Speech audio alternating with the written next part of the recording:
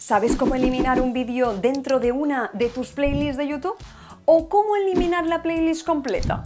En este vídeo te enseño cómo hacerlo en un minuto. Para eliminar un vídeo de una playlist desde el ordenador, primero accede a YouTube Studio, clica en Contenido y vete a la pestaña Listas de reproducción. Allí busca la playlist que quieras y clica en el símbolo que representa los vídeos para poder ver todos los que están incluidos en esta lista de reproducción. Encuentra el vídeo que quieras eliminar y clica en los tres puntos que aparecen al pasar el cursor por encima, para luego pulsar en Quitar de esta lista. Y ya lo tienes, ya has eliminado ese vídeo de la playlist.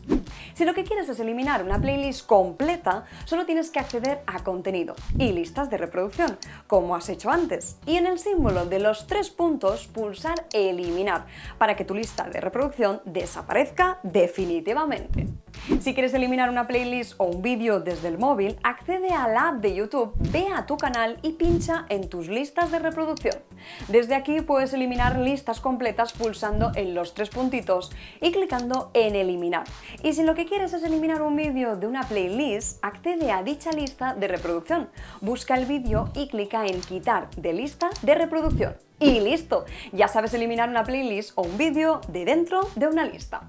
¿Lo has probado ya? Cuéntanoslo en comentarios, dale like al vídeo si te ha sido útil y no olvides suscribirte a nuestro canal para no perderte ninguno de nuestros consejos semanales. Nos vemos en el próximo vídeo.